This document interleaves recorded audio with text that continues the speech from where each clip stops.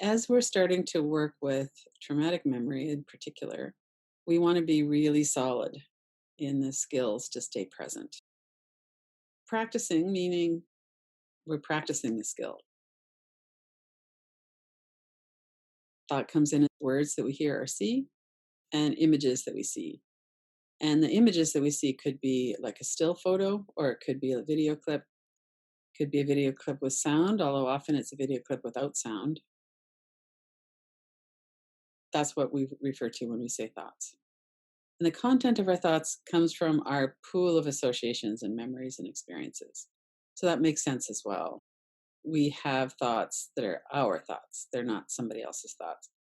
So even though when I say visualize a tropical beach, a lot of people might have similar image in their mind. It's still our own. And this is the way the brain works. It's the nature of the mind. There's one layer of the mind that just generates thoughts. And it's part of our primitive brain. It's part of the brain that helps us to notice danger and get along in the world and do the right thing to keep ourselves safe. So it's just this natural process. There's nothing we can do. We don't choose our thoughts. We have some agency around what we do once the thought's there. But the thoughts themselves are just generated constantly from associations. The neutral thoughts come and go without much impact. We don't have any follow along thoughts usually. We don't have sensation in the body. And thoughts that are positive or negative generate a response with other thoughts. So if you were thinking of that tropical beach, then you might have thought of the people that were there with you, or the feeling of the warmth in your body, or the swimming in the ocean, or they tend to carry along with associations.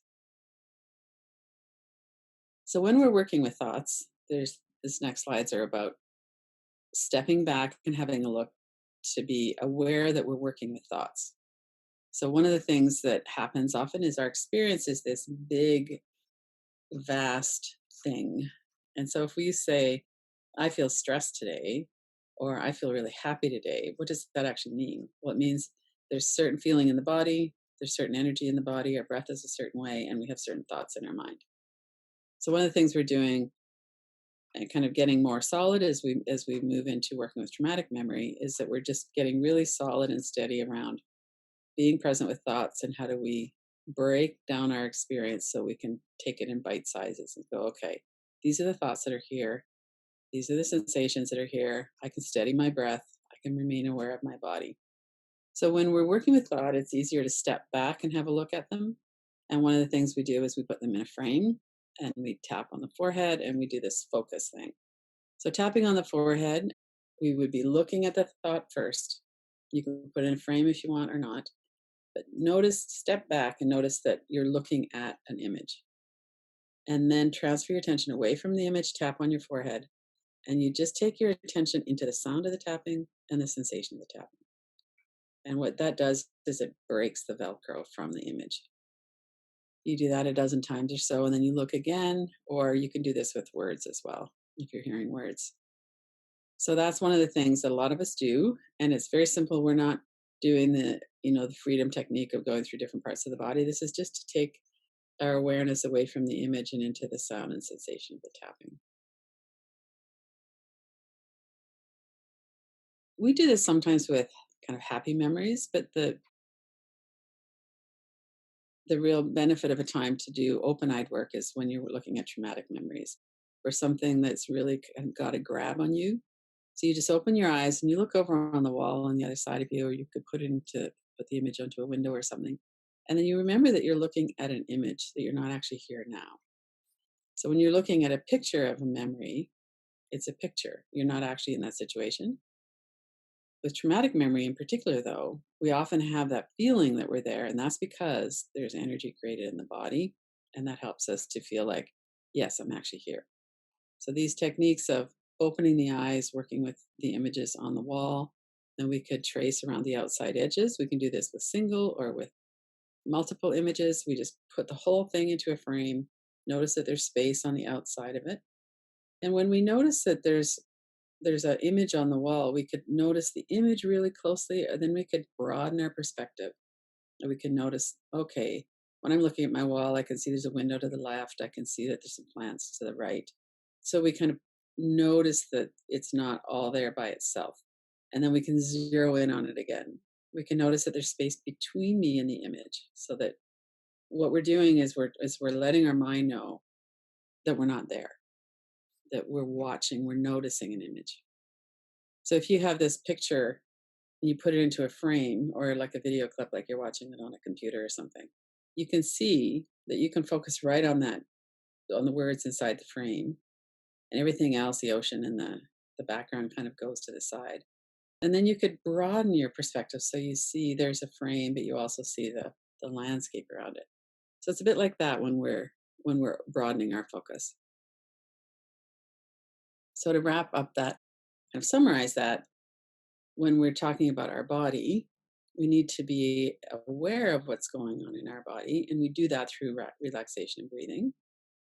We become skilled at watching thought or noticing thought, and we see that thoughts are a process. So they come in, they have some kind of activity. Neutral thoughts just kind of die away. Negative or positive thoughts have some kind of response in the body. So content arises, and then we respond to the content. Some of it's mental, it's in our brain, some of it's in our body.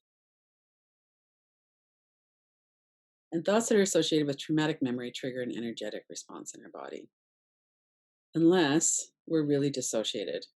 So we're not really in our body. And so part of the work of releasing memories is to be present in our body in a safe way, so that we're not feeling overwhelmed. And one of the ways that we do that is we open our eyes, we put the images over there, we do the tapping on it, we trace the space around the outside. So those are all ways that we help ourselves remember that we're not actually back in that other moment. So that's the thought part of it. And then we also work with the sensation in the body. One of the things that I think we've all experienced is when we feel kind of brokenhearted, we have a heaviness in our chest. Or when we're afraid, we might have a even nausea in our stomach or some kind of a clench. When we're hunkered down about something, we often have that tightness through our shoulders and upper back. So our body clearly is part of our our response to life. But what we notice when we're, and what we become to really know as we're moving through the inquiries and as we're becoming more and more aware of our body, is that when there's sensation here, it's here for a reason. It's just wanting to be heard or seen. Sometimes it has something to tell us, it wants to warn us about something, or it wants to protect us, but it's actually never here to hurt us. And so that's something that, it's good to know that intellectually, but it's also our own experience as we spend time in our body and as we really work with the sensation. And so one of the ways that we work with sensation is that we notice the space around it, which we just did in the practice. We attend to it, like, what is the color, if there's one? Does it have a shape? Certainly, what are the thoughts that are coming up? And we build this confidence that we can actually be present with anything that's in our body. And we actually want to, because that's who we are. That's our part of our experiences, this energy and thoughts in our body, and we want to be able to be present with ourselves.